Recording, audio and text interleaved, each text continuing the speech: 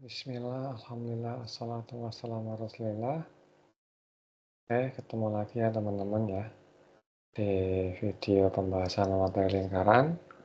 Pada kesempatan kali ini kita akan membahas materi panjang busur serta luas juring pada lingkaran. Ya, yang kelap-kelip. Oke, kita langsung aja. Tapi ingat sebelum bahas yang panjang busur serta juring, kita ke segi empat alih busur nih, ke sifat-sifat sudut pada lingkaran ya, pada tali busur lingkaran. Yang pertama nih, jumlah sudut-sudut yang berhadapan pada setiap segi empat alih busur itu bernilai 180 derajat. Nah, ini ya yang berhadapan ya. Misalkan ada lingkaran, terus kemudian ada segi 4 ABCD ya, di mana AB, BC, CD, serta AD itu adalah tali busur, maka dinamakan segi 4 tali busur. Dari sini kita bisa simpulkan yang berhadapan kan A sama C ya. A tambah C itu 180, B tambah D juga 180. Tuh. Contohnya misalkan, pada gambar di bawah, segi 4 ABCD adalah segi 4 tali busur. Besar sudut A 63, sudut B-nya X, sudut D-nya 3X. Hitunglah besar sudut B, kok B-nya 2 kali ya? B, C sama D mungkin ya. B, C sama D. Nah, dari sini kita ini gambarnya ada ya. A-nya di sini 63, kemudian ini C-nya belum tahu, B sama D juga belum tahu, B-nya X, D-nya 3X ya. Tuh. Kita jawab. Kita tahu A tambah C kan yang berhadapan A sama C itu 180. Maka 63 tambah C itu 180. Dapat C-nya itu berarti 180 kurang 63. Itu 117. Itu yang C-nya. Nah, kemudian yang B sama D itu untuk mencari nilai X-nya dulu nih. B tambah D 180. Berarti X tambah 3X 180. 4X-nya 180. Berarti X-nya itu 45 ya. Nah, itu baru X-nya. Kita kan B sama D-nya. Jadi sudut B-nya itu 45. Sudut D-nya itu 3 kali 45. Itu berarti 135. Itu ya. Bisa dipahamin ya teman-teman. Jadi kalau masih bingung bisa diulang-ulang lagi videonya. Berikutnya, sifat yang kedua pada segi 4 tali busur. Sudut-sudut luar segi 4 tali busur itu sama dengan sudut yang berhadapan dengan pelurusnya. Maksudnya gimana? Nah, itu gambarnya ada ya. Nah, nih yang kuning sama kayak kuning, yang biru sama kayak biru nih ya. Awalnya sudut FAD itu kan perpanjangan dari AB itu.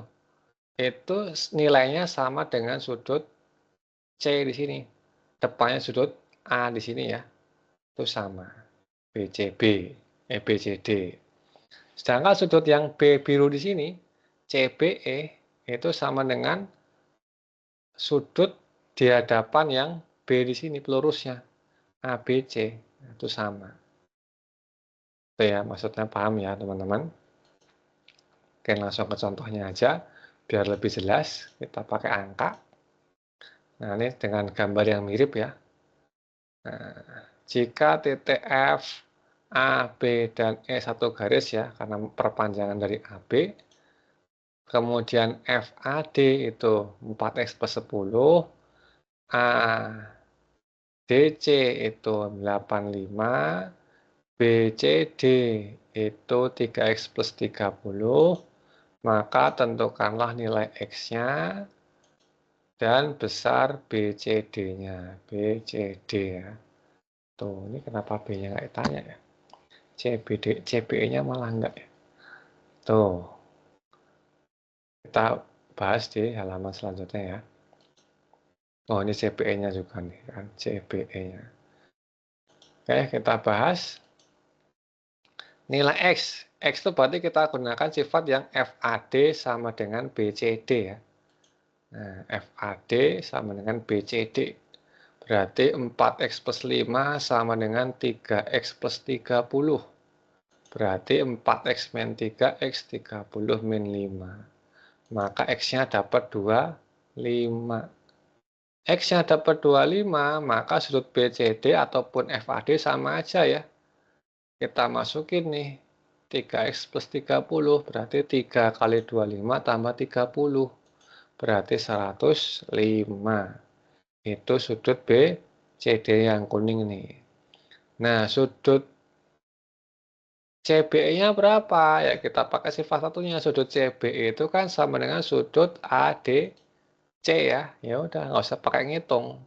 Maka langsung dapat 85. Tuh. Jadi kalau sifat sudut tali busurnya itu hafal, perhitungan sudut-sudut di dalam lingkaran itu insya Allah lebih menguasai kan. Di pekan lalu ada yang namanya sudut keliling sama sudut pusat ya. Ini juga sekarang ada sudut segi 4 tali busur. Tuh. Kita lanjut. Nah, sekarang masuk ke hubungan sudut pusat, panjang busur, serta luas juring. Dalam satu lingkaran itu berlaku ini ya, perbandingan panjang busur sama dengan perbandingan sudut pusat sama dengan perbandingan luas lingkaran. Ini misalkan lingkaran ini kan juringnya nih. Ini busurnya nih. Tuh, berarti misalkan kalau ada panjang busur AB, berarti ini ya, dibanding panjang busur CD, itu sama dengan sudut pusatnya AOB. AB itu kan pusatnya AOB, sudut pusatnya. Kalau CD sudut pusatnya itu berarti COD. Sama dengan luas juringnya berarti ya ini yang diarsir ya, AOB dibanding sama COD. Itu arti dari kalimat ini. Menjadi suatu konsep perbandingan. Nah, kalau tembereng gimana ya Pak? Tembereng. Tapi sebelum ke tembereng, kita cari ini kan ada luas juring nih.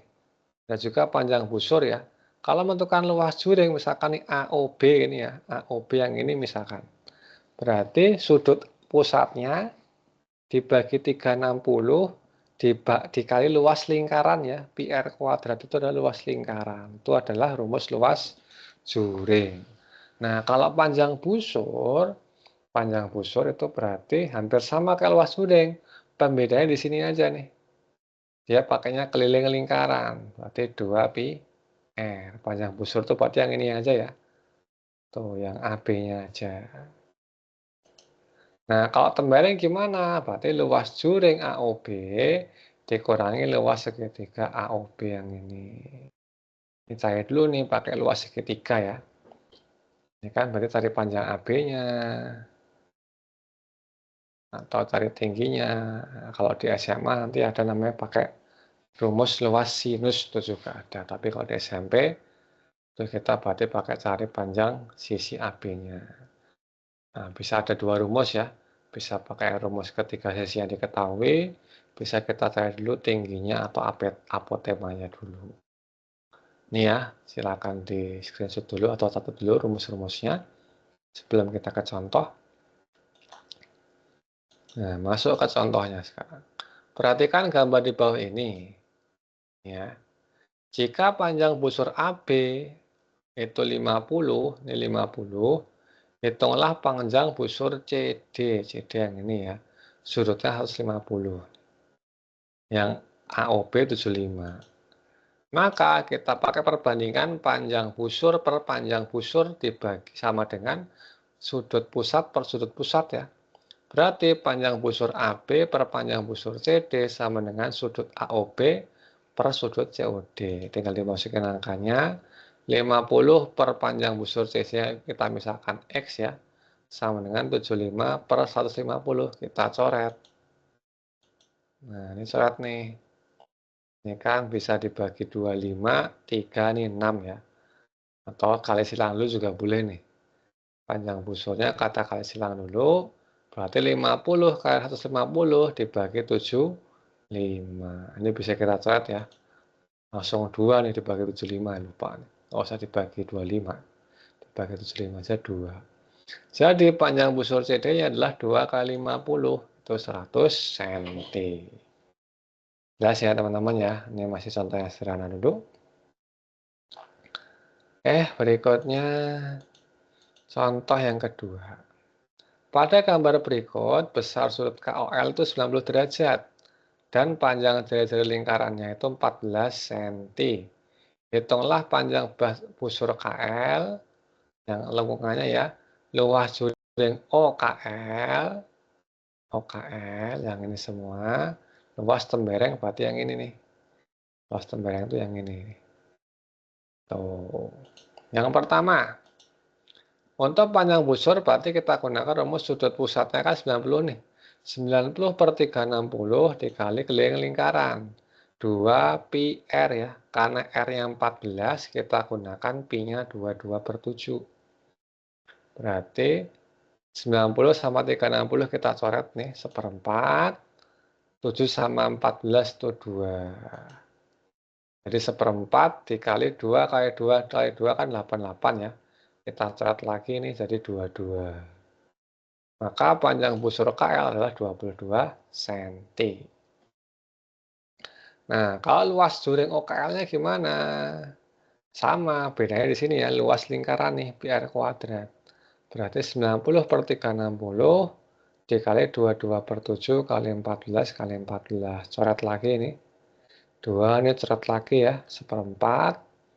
Ini jadi seperempat kali 44 ya, dikali 14. Coret 11 kali 14.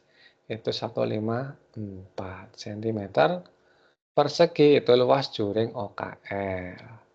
Yang ketiga itu luas temberengnya. Nah, luas temberengnya berarti kan butuh luas segitiga tuh. Luas juringnya kan tahu nih 154. Luas segitiganya berapa? Ini kan siku-siku ya. Siku-siku di O nih. Maka bisa langsung jari-jari yang 14, berarti kan sebagai tinggi sama alasnya ya. 154 dikurangi 14 kali 14 bagi 2. Berarti 154 kurangi 9, 8. Itu 56 cm. Ini adalah luas temberengnya. Bisa dipahamin ya, teman-teman. Lanjut. Contoh yang lain. Nah, masuk ke soal cerita nih. Anton akan membuat 100 buah teralis berbentuk juring lingkaran terbuat dari besi. Panjang jari-jari lingkaran 18 cm dan besar sudut pusatnya 60 derajat. Maka panjang besi minimal yang digunakan untuk membuat teralis tersebut adalah ada 100 ya. Nah, maka langkah pertama kita cari panjang busur lingkaran. Kita harus tahu dulu nih gambar teralis itu gimana sih. Gambar teralis biar nggak bingung ya. Nah, motifnya kan gini nih. Nah, ini ya. Ini 60 derajat. Nah, ini kita cari panjang busurnya dulu nih. Ini kan ukurannya 18 sama 18 ya, jari-jarinya. Maka 60 per 360 dikali 2 pi R ya. Karena pi-nya itu 18, nah kita gunakan 3,14. Ini 1/6 ya. Nah, 1/6 dikali dicoret sama 18 ya. Itu berarti 3 kali 2, 6 lagi. Jadi 6 kali 3,14. Itu jadi 18,84. Tuh. Itu baru panjang busurnya. Belum selesai ya. Keliling teralis itu berarti kan keliling juring ya. Nah, berarti kamu jumlahin semua nih. Busur ditambah jari-jari sama jari-jari. Nah, panjang busurnya kan berarti 18,84 ditambah 2 kali jari-jari itu 36. Berarti satu teralis itu membutuhkan panjang 54,84 cm. Itu 1 tralis. Berarti kalau satu sebuah tralis, maka yang dibutuhkan itu kali 100 tuh. 54,84 kali 100. Jadi 5484 cm. Atau kalau kita beli di toko bangunan, itu jadi 55 meter ya belinya ya. Gitu. Bisa dipahamin ya teman-teman. Jadi tralis itu berarti kalau ditanya tralis berarti ini juga kehitung ya. Jangan cuman panjang busurnya aja. Gitu. Nah, kita lanjut. Nah, ini ya lanjutnya latihan langsung nih. Biar teman-teman lebih menguasai materi berkaitan dengan busur serta juring lingkaran. Ini ada 3 soal ya. Silakan buat latihan. Nanti jika ada yang kurang jelas atau mau dijawab jawabannya, silakan komen ya. Oke, ini aja yang bisa disampaikan.